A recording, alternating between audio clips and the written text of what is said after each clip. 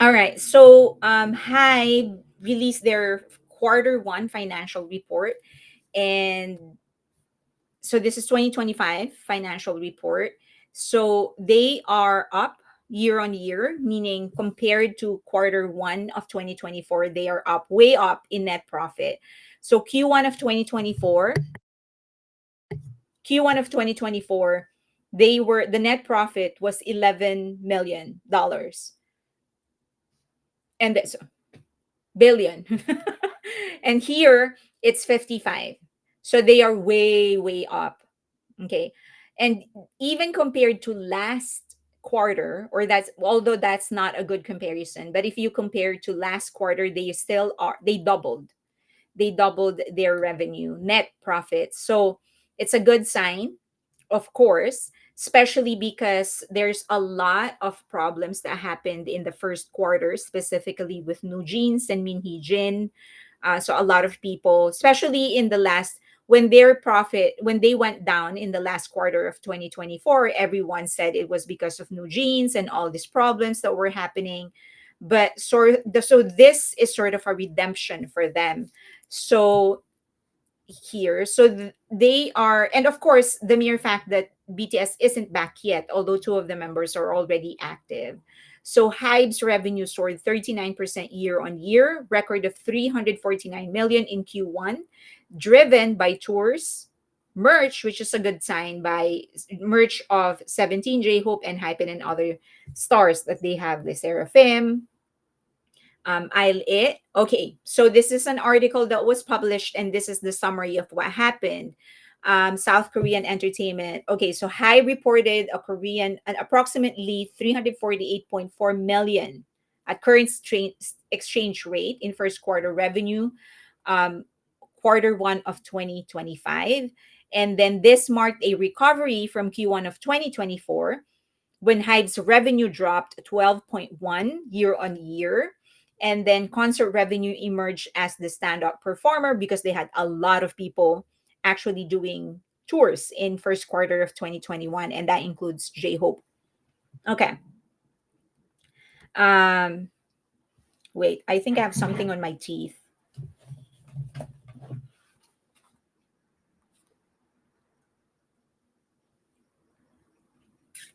Okay. Just tell me if I have something on my teeth. Do the earnings show how fans are looking forward to BTS's comeback? It does not. It That usually is reflected on the estimate of the, so in the US we have the New York Stock Exchange, right? And Nasdaq.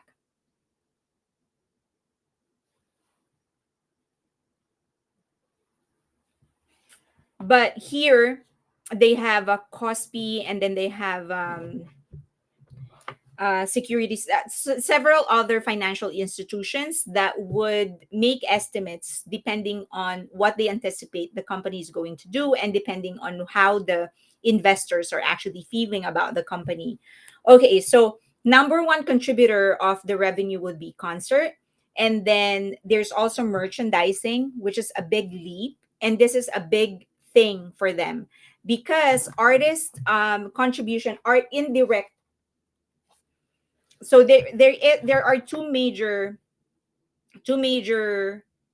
sources of income for HYBE. They divide it into two: indirect contribution and direct contribution. So indirect involvement of the artist would be CDs, concert, anything where the artist has to do something or directly do something in order to sell something. That's direct involvement. Indirect involvement is when merchandise, when they don't have to directly be involved in selling the stuff. So merchandise, photo, not photo bomb, we call that as light stick, so stuff like that. Or even the IPs that they create, like for example BT21, if that IP gets higher, bought by somebody or rented by somebody or used by somebody, those, all of those things, that would be indirect involvement. So the indirect involvement actually had a huge leap year on year. Okay, so here, so the company's indirect involvement segment, which includes merchandising, licensing, content, and Weaver's fan platform, reported a revenue of 124 million. 23.7 increase year on year. So remember from the first quarter of 2024, their indirect involvement revenue went up 23.7%. That's a huge leap. Okay. Weverse posted 10 million monthly active users. So this is usually paid. They consider you an active user if you are a paying customer, up from 9.4 million in Q4 of 2024 and 9.2 million Q1 of 2024. Okay. They had a lot of major things going on, like the listening party service. They are now competing with Station Head. Okay, so all right, let's go through some of the major things that they mentioned during the call. Again, if you go to their website, if you go to HYBE's website, you go to investor section, it is still there. They usually upload the call. This is a voice call, and everyone who are shareholders of HYBE, you can actually listen.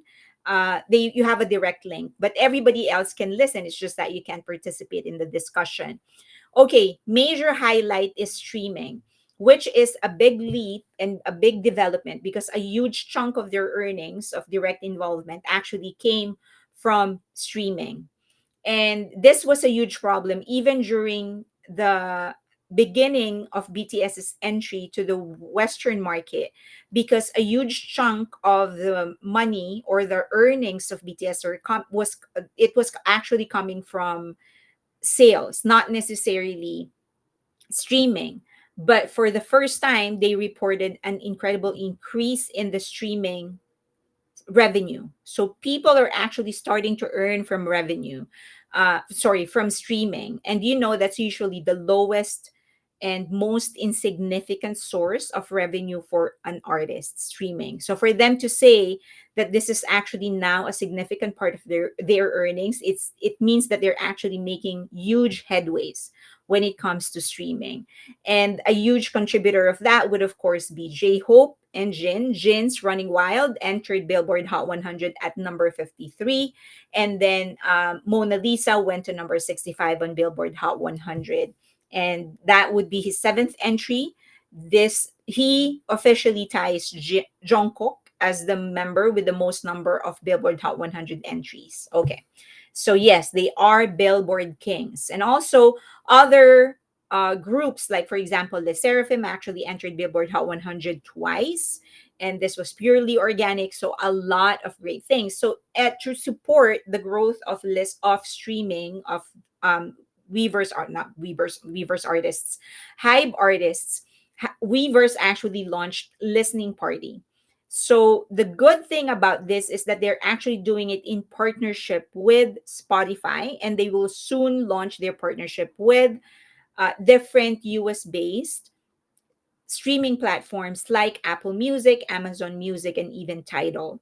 So that means that if you participate in the listening party in Weverse, that counts to the streams of the songs of the artist. Very similar to how Station Head is actually doing it. So remember, during the early years of armies, we would actually count on streaming services like Station Head, so that for them to actually host streaming parties where you connect your account to that platform, and then the platform streams it on your device. Now, Weverse actually developed the same capacity. So if you join the listening party, then your stream will count towards the streams, and of course on the chart. Okay. Maybe now that Spotify is making money, they'll playlist our guys better. Maybe. But I think they really want you to pay for that. Okay, so that's a big contribution. It's a big development, a big thing that they developed. I think it didn't something like that, it doesn't really require a lot of money to develop. And so for them to actually do it, that's a huge thing. That means they didn't put in a lot of money, but they're going to get more money in return. And eventually, they are going to provide more services that is sort of going to help in boosting the streams and the capacity of artists to bring their music directly to their listeners. Okay, so that's one, listening party and the increase of streams. Second is the elevation of concert experience. And this was something that they really emphasized during the call. So, according to them, all of HYBE artists for Q1 altogether made, I think, 110 concerts altogether. And these are some of the people that actually, some of the artists that actually started their tour or ended their tour during Q1. So, of course, we know that J Hope started his. Uh, Jin is going to start his, and then you have 17, Tomorrow X Together, Tomorrow and Together, and Hypen. Le Seraphim also started theirs, and Team, Boy Next Door, and I'll It will probably start their tour at the end of the year. And so they enumerated the number of concert per artist. So 33 for J-Hope. That means he's going to have at least two encore. 18 for Jin. And let's remember, let us not forget that Jin, according to him, did this on a whim. So everything was rushed. That's why he couldn't find the right venue, because he just woke up one day and told the team, I want to have a tour. And they made it happen. So stop blaming BTS members for things that you does not agree with what you want. They're doing the things that they want to do, and Big Hit is trying their best to make it happen, even if it means rushing an entire freaking world tour. Okay, right? 17 had 8 concerts in 4 cities and stadium tour in Asia. So they have always been big in Asia. 23 concerts for Tomorrow X Together, 20 concerts for N-Hypen, 17 concerts for Le Seraphim, 14 for N Team, and Boy Next Door 23. For Le Seraphim, it just started. Okay, I'm surprised that 17 has so little stops. This is just for Q1. They're just talking about Q1. As far as I don't follow 17 very, very closely, but as far as I understand, 17's tour ended last year, and they just had four, and this new stops were actually for their units. Okay. All right. So, but this is big. 150 shows for all of the acts for this acts under Hybe. Okay. Now they emphasize, because they have a Q&A portion, and one of that there's like I'll talk about some of the funny moments. At least I found it funny for me. But someone asked about concerts. So they said, like, what are you doing to make sure that the spending on concerts would be efficient? So one thing that people have to remember is that Big Hit is actually, well, Hybe is actually a newcomer in the US. By all measures, they still are a startup, right? It's a startup company. And so for when you're a startup, it's natural for you to not have a lot of bargaining power, because you're still just starting out. So one of the questions that the stakeholders or the stockholders actually asked is, what are you doing to make sure that you're maximizing our revenue? It's our, because she's a stakeholder, she's a stockholder. So our revenue when it comes to concerts. And so one of the things that the CEO mentioned is the fact that when you're a newcomer, you're learning new things. And of course, you're new, so you don't have that relationship yet, right? So, of course, it's going to be more expensive. And you're just establishing your network, your contacts, you're just establishing your office in the US. However, they said that because a lot of hype artists tour, they actually have bigger bargaining power, because if they're going to use the same supplier, then it allows them to it allows them to negotiate the costs. So that's one. But he emphasized that they cannot only consider the efficiency and the revenue, because if they do, then the quality of the concerts will go down, and the experience of the concert goers will go down, and the concert goers will not want to go back. I know this is true because there is an artist, I'm not going to say who is super known for the quality of the person's performances. Don't want to put a gender, because then you'll be able to guess who I'm talking about. And so, and I've actually mentioned that artist several times. And so when that artist actually went on a tour, I watched. because I was actually able to watch that artist once. And so I was like, oh, I'm not really a huge fan of this artist. I want to see again. And I was just hugely disappointed. And I don't want to go back again because I just don't like the quality of the concert. I don't like the performance itself. I don't like the stage. I don't like how it was organized. And so I don't want to go back. So even if that artist tours again, I'm not going to go back. So I totally get what the CEO is saying. It's not just about the revenue because that's very short term thinking. They need to think about the quality of the concert itself. And that is why J Hope had this super elaborate set. And of course, everything is organized. You have to admit that when it is a HYBE concert, it's way more organized than others. Not always, but way more than others. Okay. Now, a lot of people are guessing. The one thing that you have to remember when they are discussing things like this is that the company, HYBE specifically for this one, is that they want to make sure that their stakeholders are happy, right? They're satisfied, that they know there's something big that's about to happen and that the company is going to grow and that they are investing in the right place. And that is HYBE. But also, they don't want to give away too much. And so they kind of play the field where they're just giving enough information. And it's up to you to sort of guess, not really guess, but analyze what it is that they're really saying. Now, in the move, while people, especially Gen Z, move their experience towards digital products, meaning they're much more attuned with digital experiences, social media, metaverse. What will happen to concert is that it's going to become a premium experience in the future. So it's going to be way more expensive. But for you to be a good player, a standard player, and a company that everyone wants to work with, if for you to be able to be in that position, you need to deliver great experiences. And that's what HYBE is doing. They're trying to master the art of concerts, turning it into a festival so that in the future fans will not stop watching them. It's actually going to be a big event because they would know that if it is HYBE, it's a good concert, it's a good festival, it's a celebration of the art and the artist, and not just one night of singing and dancing. Okay, now another thing that they already announced is the launch and the debut by Beatrice is the debut of Big Hit's new boy band. So they are going to debut quarter 3. They've already started the pre-marketing. So word is already going around. They're starting to go on ground, whispering to people, oh, this is going to be a member of the group. Everyone already knows the members of the group. So they've done their pre-marketing already. This is a pre-launch.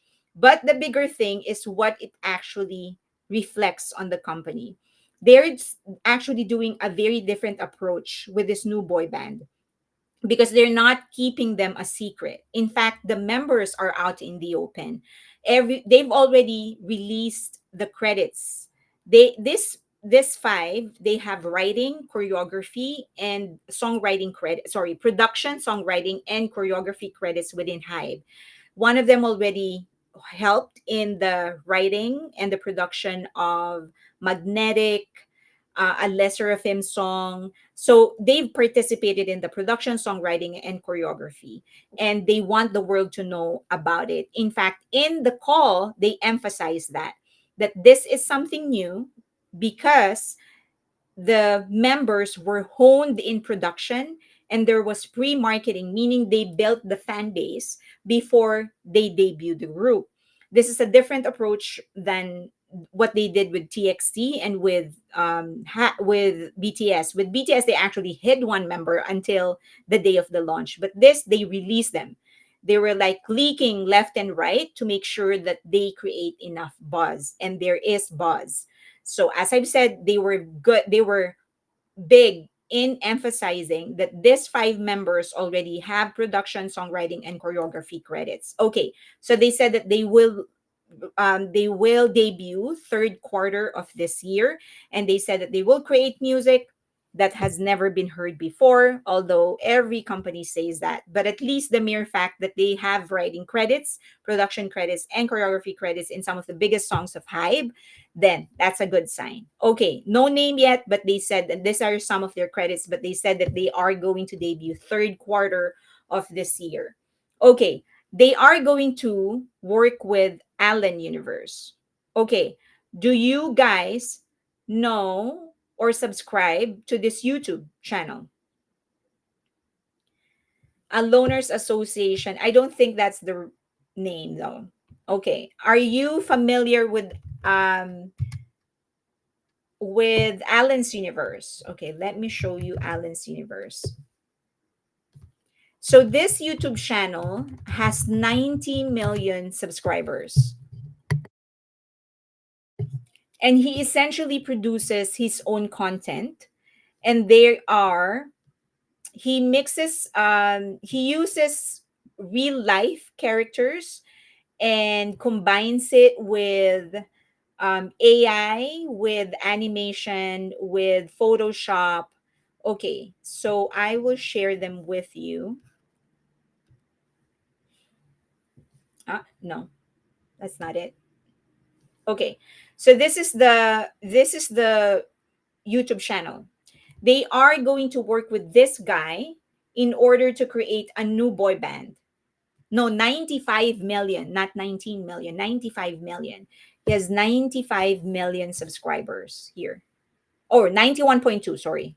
91.2 million subscribers. And he is doing it all on his own in the beginning. Now he has a staff because it's a big channel now. But he produces like skits, drama, animation, and they're working. And he and his target market is Gen Z. I have never, before I heard it from them, I have never heard of this channel. I've never even encountered this channel. But they said that they're going to work with this guy in order to create a new boy band or girl group that is specifically catered to Gen Z. And I'm like, we're doomed. Okay, but that's the point. That's what they want to do. I don't know if it's true. I mean, I'm sure it is true that they're actually going to work with this guy, but I don't know. um I don't know who. I mean, I don't know what they're going to be doing. So they just announced it that they are going to do this. Okay, let me close some tabs so that I'm not overwhelming my system. Okay, where am I? Call. This is Imyeon-jung. Okay, so Alan's Universe, try to visit his YouTube channel and just check out his work. I can't say much because I have not watched any of his work. um this seems contrived, trying to create a boy band this way. They should look at artists on YouTube that are already good. Miss Kim, I totally agree with you, but we're going to further expound on that in a bit when we discuss when we discuss Cat's Eye and Meow. Okay, so that's another development. They're going to be working with this guy, and this is they did not. They said most likely a boy band. The thing is that they're already working with Ryan Tedder. Remember, they're working with Ryan Tedder for a boy band. And so I'm thinking, whatever different kind of group this may be, we haven't imagined yet. Hi, Lay Music is okay. She is on Twitter X. Okay. Carla girl, I you have seen his work. I lucky you. I have not seen his work. I don't know what he has to offer. PD Bang was an NFT, so this seems like it's that same AI online vein. Maybe. I mean, there's no getting away from NFTs. Metaverse, blockchain is just coming. So I guess they're trying to find a way on how to use the technology to their advantage instead of trying to avoid it. Okay, sorry. So they also, so another thing which I mentioned in the beginning, another huge development is the growth of indirect artist involvement revenue. They earned a lot from the IPs. So Mini Teen for 17, that's their own characters. And then Pulbatu for TXT, Tomorrow X Together. Fims Club for La Seraphim, and BB Next Door for Boy Next Door. So between this four, just between this four, this does not even include BT21, Tiny 10, and all the other characters and all the other IPs of other groups under HYBE. They created over 200 SKUs released, and they're very wise in their strategy. And I'm sure that you have noticed this because whenever they release or launch or produce something, it is always pre order because they kind of want to see first how much the demand is going to be, and they will produce based on the demand instead of producing a lot and then doing marketing it in 7,000 different ways just to sell. So I also think that that's going to be the future of merchandising, including fashion, where it's going to be presented to you first before they actually manufacture it. And if you order, then they'll make it. If not, then they won't make it. So but it is carried, so this merch, all the merch that they're doing under this IP, this, they produce over 200 SKUs just on this four. Okay, they didn't mention BT21 actually, and I kind of know why. Now it's important because indirect, any kind of merchandise of companies, it's easy to scale. Now, there's growing and there's scaling. Scaling is much more important and also much more profitable. When you grow, what happens is that your revenue grows, but also your cost grows, right? So, for example, if you're, this is just an example, if you do concerts, if you want to earn more from concerts, you're also going to do more concerts. So your cost actually goes up. But if you scale, your capital remains the same, but you produce more. For indirect artist involvement, that's what happens. They are able to produce more products, but their cost remains the same. Okay, so that's why it's important for them to push the indirect artist involvement, because then the artist can earn more without having to do more. Okay. BTS is a universe on its own. It is the most successful IP from any artist. Okay, now the one thing that they emphasized is the importance of pop-up events for them. So I don't think the world is ever going to go back to a time when retail stores is the thing. Like if you want to shop, you go to a retail, you walk into a retail store and you shop. That's still going to happen. There will still be times when you will have to walk into a retail store to shop. But I think more and more what's going to happen is that people are just going to settle for online shopping.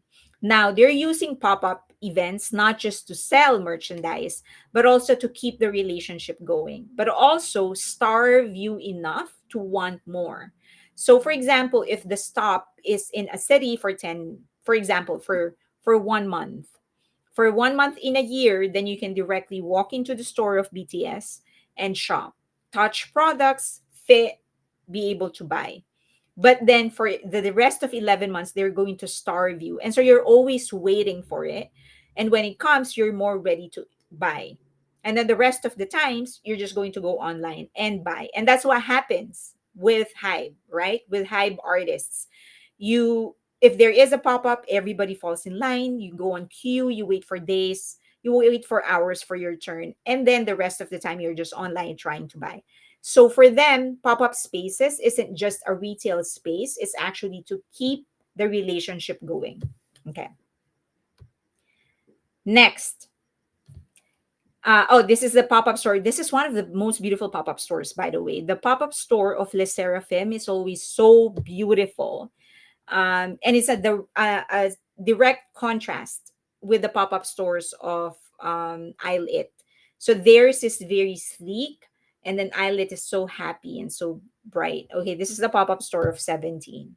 Okay, I don't know how many BTS pop-ups you've been to, but all right. Now for just a funny thing that happened during the call.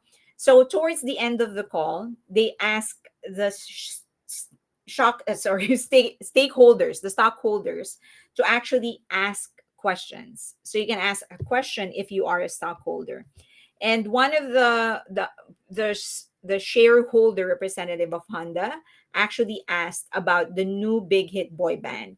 And it wasn't about marketing, because usually if you're a stockholder, your concern will be like the marketing of it, like how are you marketing this different from how you're marketing your other bands, the business strategy, the rollout. Are you going to concentrate in the usual, like go to Korea and then go to Japan to promote, and then after 2 years try to go to the US? Or what is the business strategy? That's not what she asked. She just asked, can you tell us more about this boy big hit boy band?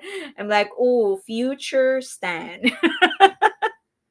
It was just funny that of all the things she could have asked, she asked that.